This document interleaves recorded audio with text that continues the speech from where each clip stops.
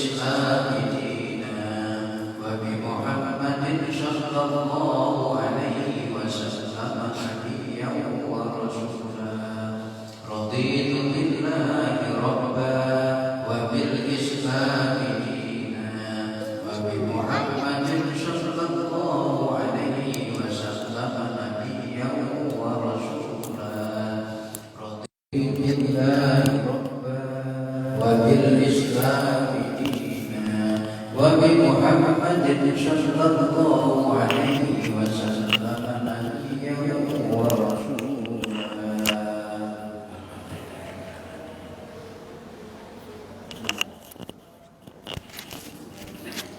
Bismillahirrahmanirrahim. Assalamualaikum warahmatullahi wabarakatuh.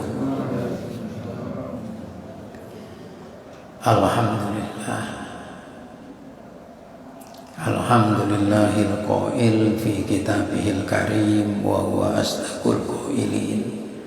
A'udzu billahi minasyaitonir rajim. Qad aflaha man tazakka wa dzakara isma rabbih fasalla bal tu'thirunal hayatad dunya wal akhiratu khairu wa abqa.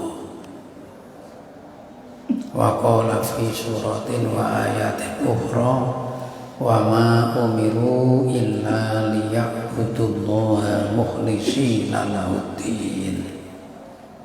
Sadaqallahul azim. Wa qala an-nabiy sallallahu alaihi wasallam al-ajalatu minas syaiton.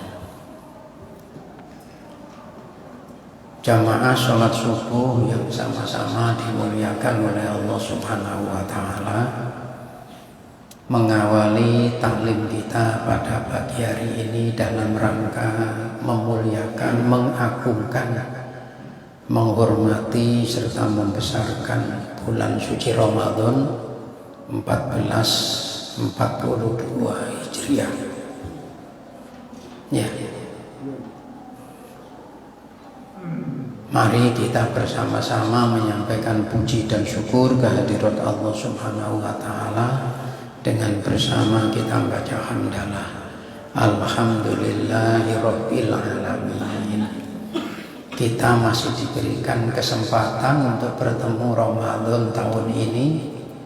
Mudah-mudahan dengan kegembiraan dan kebahagiaan masing-masing yang ada pada diri kita, yang dengan itu kita berupaya untuk mengambil sebesar-besarnya nilai kemuliaan Ramadan dengan mengisi berbagai macam amal ibadah. Semoga dengan itu semuanya kita tergolong orang yang diharamkan disentuh oleh api neraka. Saya yakin, seyakin-yakinnya tidak ada sedikit pun keraguan dalam diri saya bahwa sampean-sampean ini tergolong orang yang insya Allah dibebaskan dari siksa api neraka.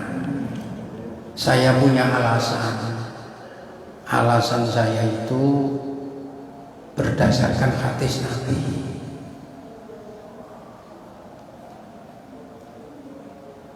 Ketika kita dulu di awal bulan Rajab, masih ingat kalian? Sampean di bulan Rajab dulu itu ada paling tidak meminta 3. Masih ingat itu? Allahumma barik lana fi Rajaba wa Sa'bana. Yang terakhir wa ballighna Ramadan.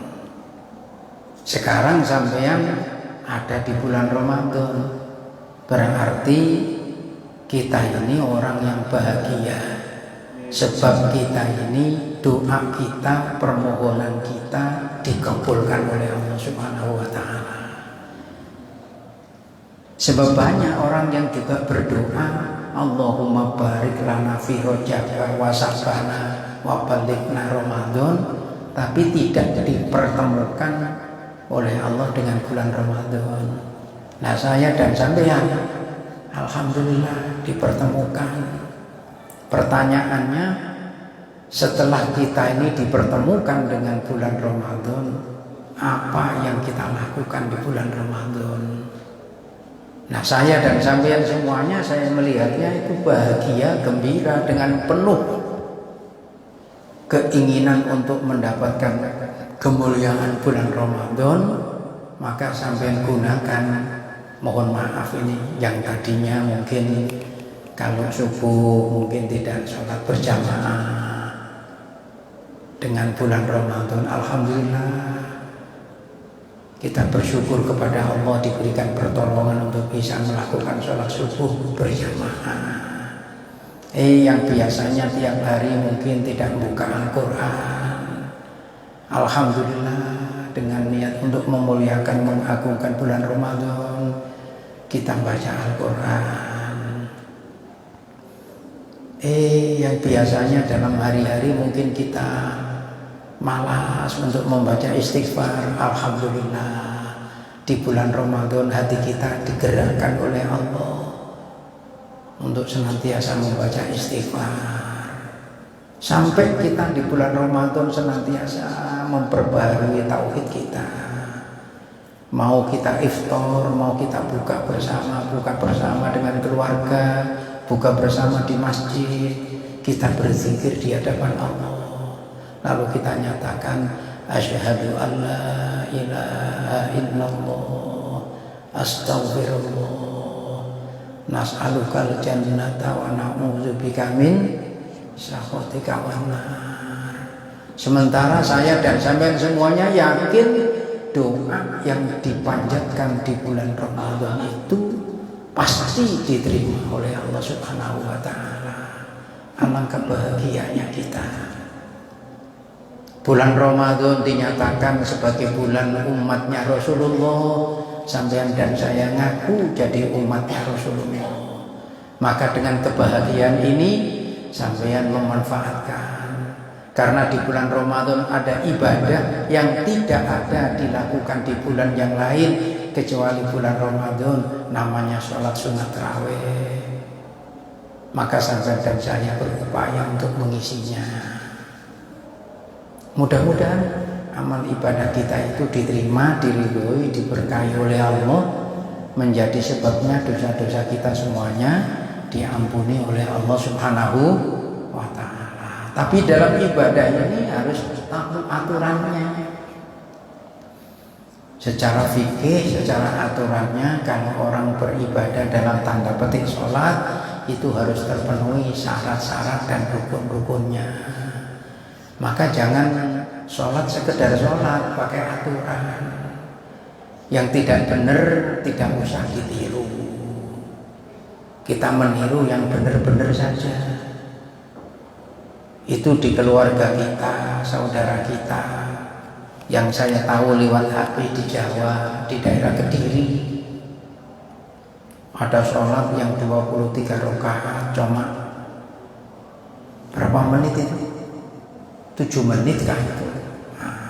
Sementara di dalam sholat itu ada syarat dan rukun yang harus dipenuhi. Satu di antara rukun yang harus dipenuhi dalam sholat adalah tumakninah. Nah, kalau tumakninah itu adalah berhenti pada saat apa yang kita lakukan di dalam sholat. Kalau kita rukunya dibeneri dulu. Setelah benar rukunya, lamanya ruku ini menurut fikih selama sebatas minimal 1 kali membaca tasbih. Jadi rukunya harus benar-benar. Nanti ketika i'tidal, bangkit dari ruku untuk menuju i'tidal, harus berusaha sama seperti ketika baru kita berdiri dalam sholat itu. Jadi jangan sampai punggungnya masih mereng sudah kembali menuju sujud, berarti belum sempurna i'tidalnya. Loh, kalau itu dilakukan, nanti sholatnya bukan mendatangkan ridhonya Allah, justru sholatnya menimbulkan hukum haram. Kenapa? Karena di dalam sholatnya dilandasi dengan ketergesa-gesaan. Al-ajalatu minasyaiton. Nah, ini tidak perlu untuk ditiru, tapi bagaimana kita mencari yang terbaik. Sampean dan saya diperintah oleh Allah untuk beribadah, tapi sampean dan saya di dalam melaksanakan ibadah bukan tujuan untuk kita, tapi tujuannya semata-mata menunjukkan sikap ketaatan kita kepada Allah, ikhlas menerima aturan agamanya Allah.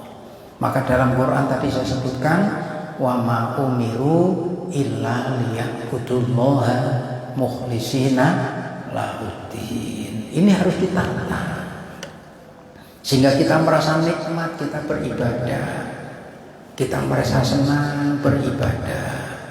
Karena dengan kita melaksanakan ibadah sebagai bukti ketaatan dan ketakwaan kita kepada Allah, semoga kita semuanya menjadi hamba-hamba yang dicintai oleh Allah Subhanahu wa Ta'ala. Karena dengan sholat yang benar, ibadah yang benar, berarti kita berupaya untuk menolong tegaknya agamanya Allah. Loh, kalau kita berupaya menolong tegaknya agamanya Allah, Allah akan menolong kita.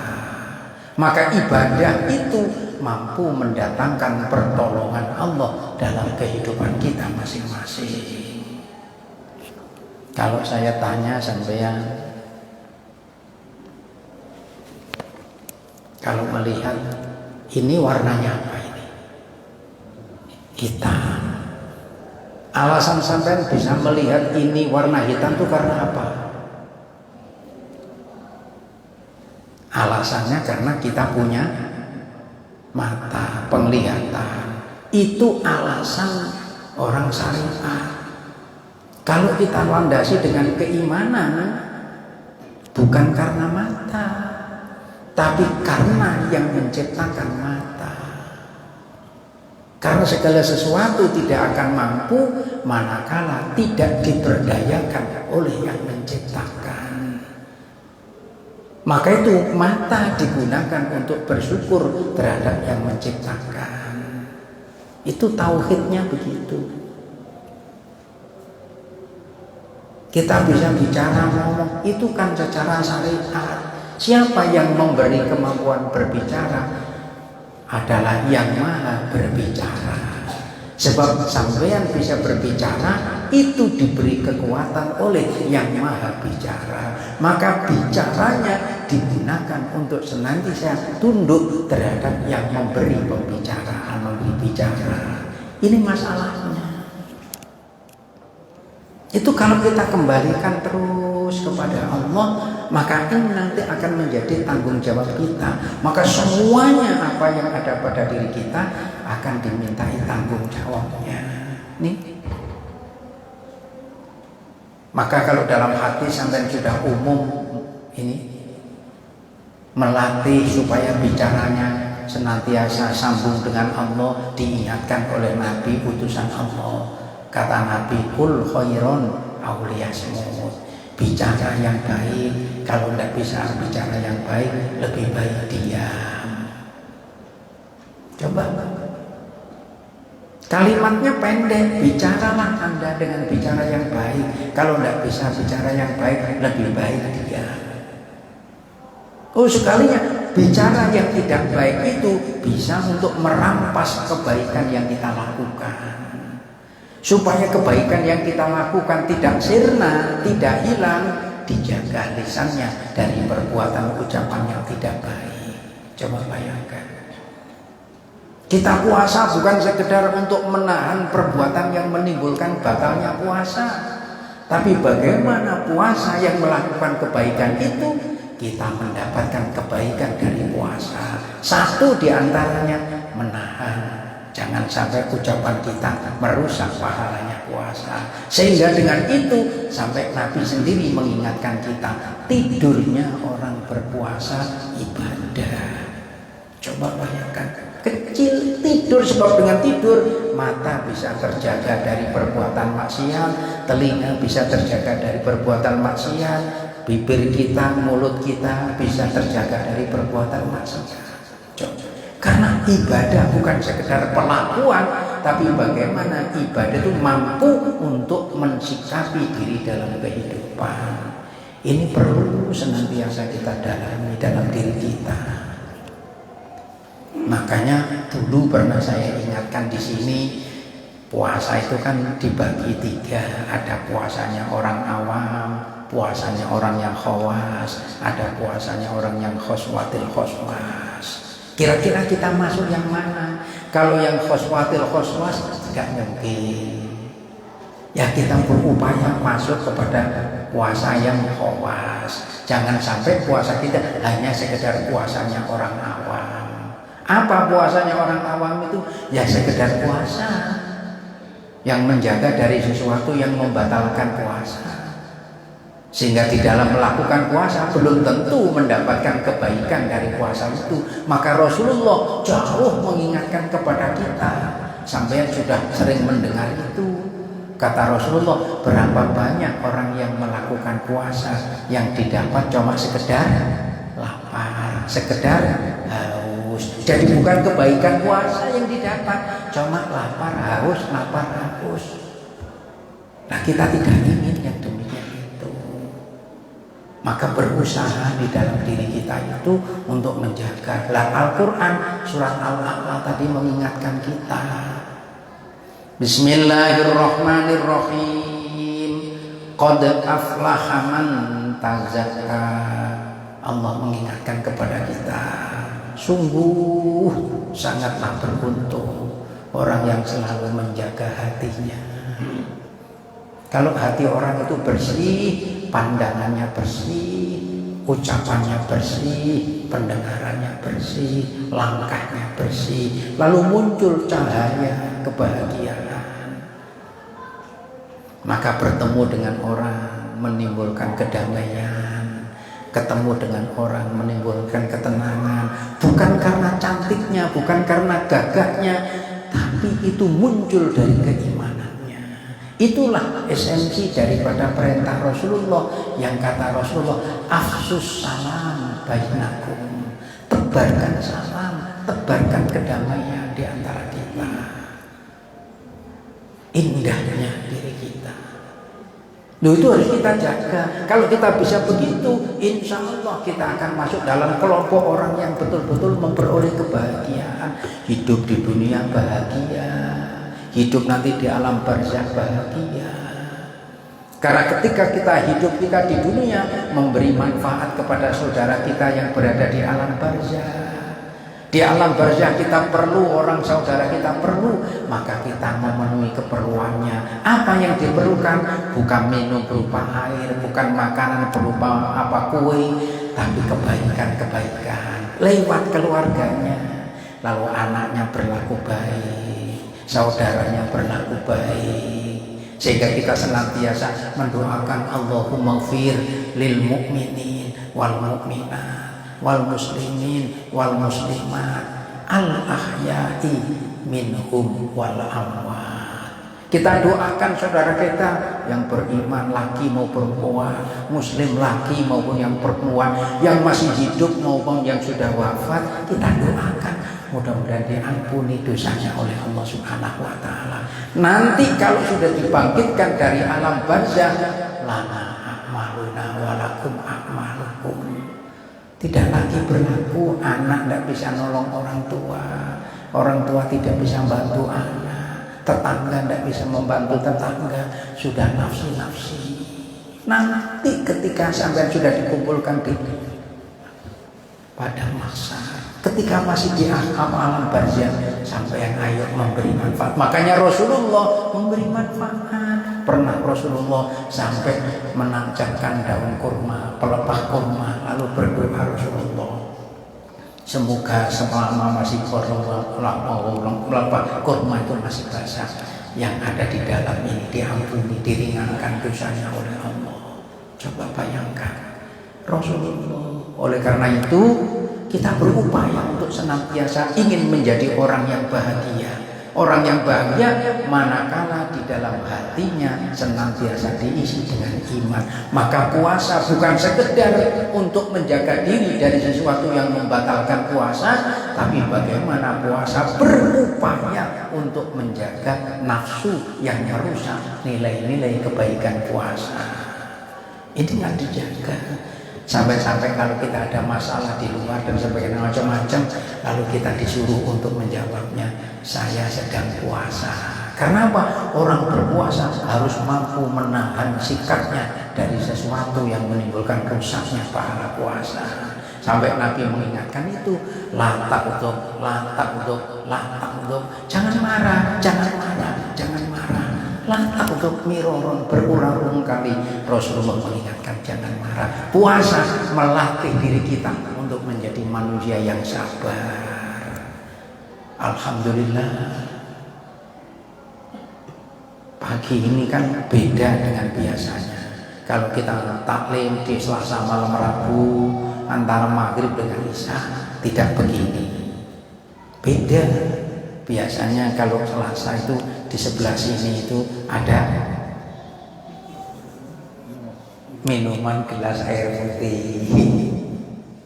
Sekarang tidak ada, berbeda.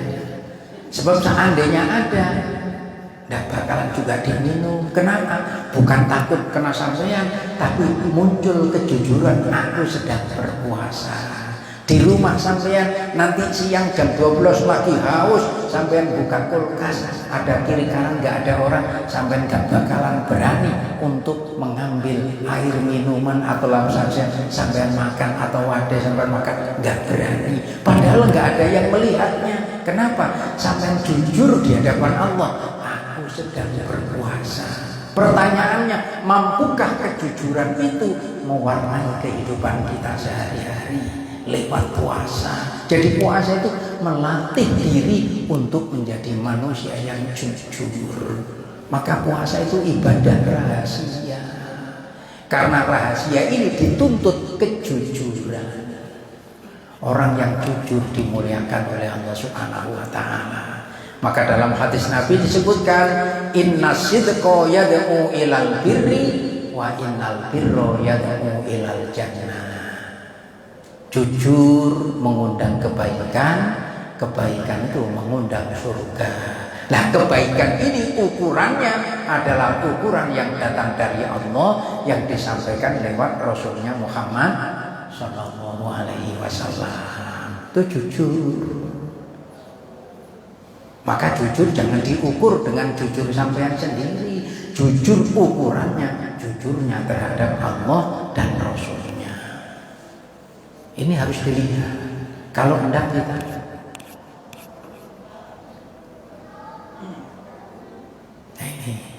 qad aflaha man tazakka, jiwanya orang yang beriman itu selalu menghiasi dirinya, wa dzakarasma rabbihi fasalla, di dalam kehidupannya selalu berupaya untuk ingat zikir dengan Allah. Karena dirinya sadar, dirinya ada karena Allah, dirinya bisa baik karena Allah, dirinya bisa mencegah dari perbuatan maksiat, semuanya karena pertolongan Allah. Maka dia selalu bersyukur kepada Allah. Itulah jiwanya orang yang beriman, sehingga masuk dalam kelompok orang-orang yang pandai bersyukur. Wattaqullaha la'allakum tashkurun. Jadi dilandasi dengan ketakwaan. Ketika ketakwaan senantiasa menjadi jiwanya, maka yang muncul adalah kesyukuran.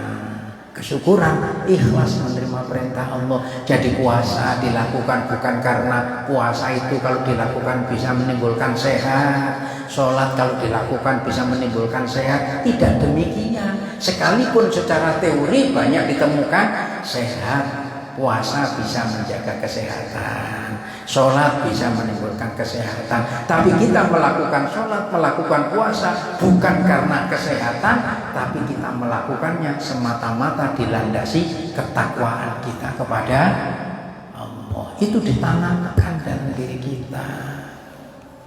La na'budu illallah. Itu tauhidnya harus demikian. Keimanan kita jangan cuma amalnya dilakukan tapi imannya tidak dijaga. Maka itu dalam kitab Hikam disebutkan oleh Imam Ibnu Athaillah As-Sakandari. Kata beliau apa? Ma qalla amalun baraza min qalbin zahidin wala kasura amalun baraza min qalbin rohibin. Tidak ada nilainya kecil. Sekalipun sampai beribadah itu sedikit, kalau di dalam sampai melakukan ibadah atau amal kebaikan itu dilandasi dengan hati yang suhud, hati yang bersih. Tapi tidak ada nilainya besar, nilainya banyak, sekalipun sampai beribadah itu banyak, kalau di dalam sampai melakukan ibadah itu tadi, kebaikan itu tadi tidak dilandasi dengan hati yang bersih, maka hati ini ditata. Oleh karenanya setiap amal itu rukunnya pasti ada yang namanya niat. Lah niat itu selalu harus mewarnai kita, niat hidup untuk beribadah. Kenapa? Karena kita memang dicipta oleh Allah untuk beribadah. Jadi hidup kita diberi oleh Allah, kita niati untuk ibadah. Yang niat itu kita, bukan Allah. Kenapa? Karena Allah tidak dibebani untuk beribadah, tapi kita sebagai hambanya yang terbebani untuk beribadah. Jadi jangan menuntut Allah.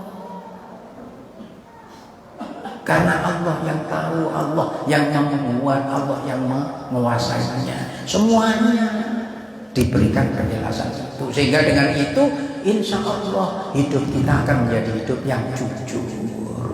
Itu jiwanya orang yang beriman. Tapi kalau jiwanya orang yang kafir, bal tu'thirunal hayatad dunya. Jiwanya orang kafir itu yang menjadi utama pemikirannya senantiasa dunia, dunia, dunia, dunia. Kita tidak, bukan berarti kita melepaskan dunia, tidak. Allah memerintahkan kita untuk menguasai dunia sampai dinyatakan bahwa bumi, langit seisinya itu diserahkan oleh Allah kepada hamba-hambanya yang beriman. Innal ardo yarisuha min ibadiyas sholihun. Sesungguhnya bumi itu diwariskan oleh Allah kepada hamba-hambanya yang soleh. Mari kita upayakan, tapi semuanya tadi dilandasi semata-mata membuktikan cintanya kepada Allah. Jadi berbagai profesi kita lakukan semata-mata niat untuk ibadah. Ada yang profesinya menjadi pejabat, ada yang menjadi wali kota, ada yang menjadi gubernur, ada yang menjadi presiden, ada yang menjadi tukang sapu. Semuanya niatnya sama, ibadah karena Allah Subhanahu wa ta'ala. Loh, kalau ini bisa dijadikan satu tuntunan, ibadah itu kan menyatu hidupnya. Kalau sudah demikian, insya Allah. Nah, akibat dari yang tidak diserupai yang demikian tadi, muncul berbagai macam istilah. Kalau pohon itu karena tidak masuk dalam bagian pohon itu, tapi berada di pohon itu, akhirnya menjadi pohonnya itu rusak, benalu nempel. Kalau sudah benalunya nempel, pohon yang dihinggapi benalu, lama-lama pohon itu akan mengering, benalunya yang hidup. Loh, ini harus dipangkas. Maka itu dalam hati kalau dibiarkan, kezoliman itu akan menjadi tebal, menutupi hidayahnya Allah, lalu dihapus. Nah, Ramadan itu dibuka lebar-lebar pintu untuk menghapus, membersihkan ini dengan membanyak istighfar. Ini kan upaya dalam kita memohon petunjuk kepada Allah Subhanahu wa ta'ala. Jadi kita bersyukur dipertemukan dengan bulan Ramadan. Kenapa? Landasannya semuanya karena kita sadar bahwa kelak kita akan hidup di hari yang abadi. Namanya kiamat, hari akhir. Wal akhiratu khairu wa abqa.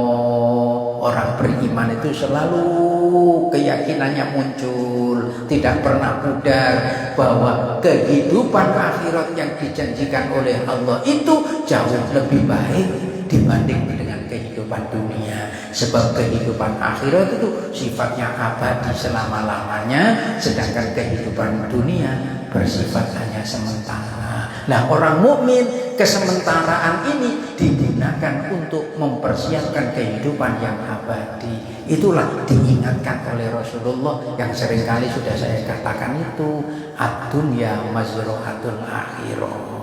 Dunia ini tempat kita untuk bercocok tanam. Bercocok tanam maksudnya beramal yang nanti hasil dari amal itu akan kita nikmati di akhirat. Supaya kita bisa memetik hasilnya amal, maka di dalam amal itu harus kembali kepada tujuan semula, yakni amalnya semata-mata hanya karena Allah. Itu masalahnya. Makanya kita setiap ibadah itu kan lalu afdal diajari guru kita itu talafut bininya. Usolli fardul maghribi salah sarokaatim mustaqbilal kiblati, ujung-ujungnya lillahi ta'ala. Malam tadi sampai selesai sholat tarawih, lalu diajar oleh imam bersama-sama kita membaca talafut niat itu, niat Ramadan puasa, nawaitu shomal ghadin an adai fardhu syahri sampai seterusnya, ujung-ujungnya lillahi. Maka kita puasa lillah, bukan karena istri, bukan karena anak, bukan karena apa, tapi kita adalah ibadah semata karena Allah Subhanahu wa Ta'ala, karena kita punya keyakinan kehidupan di akhirat jauh lebih baik daripada kehidupan di dunia. Untuk memperoleh kebaikan di akhirat ditandai dengan syarat taatnya kepada Allah, patuhnya kepada Allah. Jadi sampai melakukan ini semuanya landasannya semata-mata ketakwaan dan kepatuhan kita kepada Allah. Nah, mudah-mudahan apa yang saya dan sampai lakukan ini diterima, diridhoi oleh Allah Subhanahu wa Ta'ala, sehingga dalam hal ini puasa yang kita lakukan pada tahun 1442 Hijriah ini mampu menjadikan hati kita suci kembali dan pada akhirnya terbuka untuk selalu menerima hidayahnya Allah Subhanahu wa Ta'ala. Kalau tanpa ada hidayah, sekalipun diberikan oleh Allah kepandaian, maka orang itu akan menentang dan menolak kebenaran.